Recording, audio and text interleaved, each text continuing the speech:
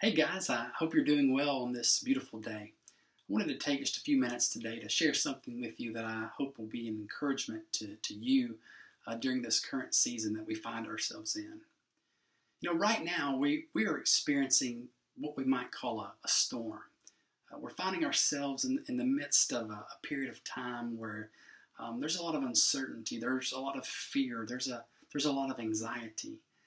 And as we go through this period of our lives, for a lot of us, we're just trying to kind of hang on. We're just trying to kind of endure and to get through the time and the season that we find ourselves in. And we just hope and we pray, I just hope we can get through this, and endure it enough that I can kind of get through it. And I think sometimes when storms come into our lives, right now the virus, right now job, security, financial problems that may be taking place due as a result to this virus. I think when those things come, sometimes our mentality is we just have to endure it. We just have to hope to get through these challenging times, this difficult storm that we find ourselves in. But what if we change our mindset? What if we didn't see storms so much as an obstacle, but we saw storms more as an opportunity? In Acts chapter 27, Paul is on his way to Rome. He's a prisoner. He's on a ship with 275 other people.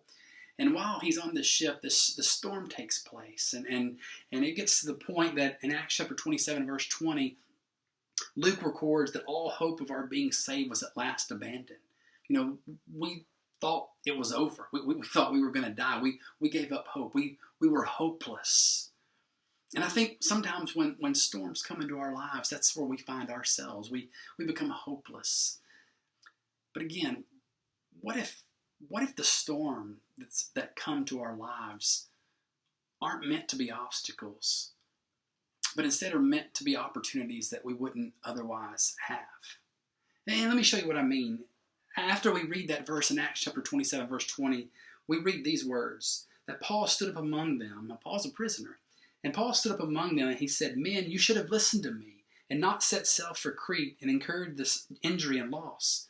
Yet now I urge you to take heart, for there will be no loss of life among you, but only of the ship.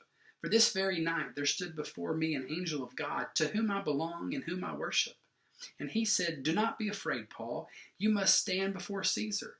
And behold, God has granted you all those who sail with you. So take heart, men, for I have faith in God that he will do exactly as I have been told.'" In this moment, when everyone else was afraid, when everyone else was scared, and really at a point where they were hopeless, Paul uses this as an opportunity. Paul doesn't see the storm as an obstacle, but as an opportunity to lead and to demonstrate his faith in God. In fact, as you continue reading there, you begin to read how Paul demonstrates the faith that he has in God. He talks about the promise that God has made to him. What if the opportunities that come our way, the things that we would call storms, what if instead of seeing them as obstacles, we started seeing them as opportunities? Opportunities to demonstrate to people around us our faith and our belief. Right now, people are watching. They're looking at us, Christians, those who claim to be followers of Jesus. And they're looking at us to see how will we respond. Is Justin's faith really as strong as he says it is? Does Justin really believe the things that he preaches? And that's what people are looking at. And they want to see, are we really who we say we are?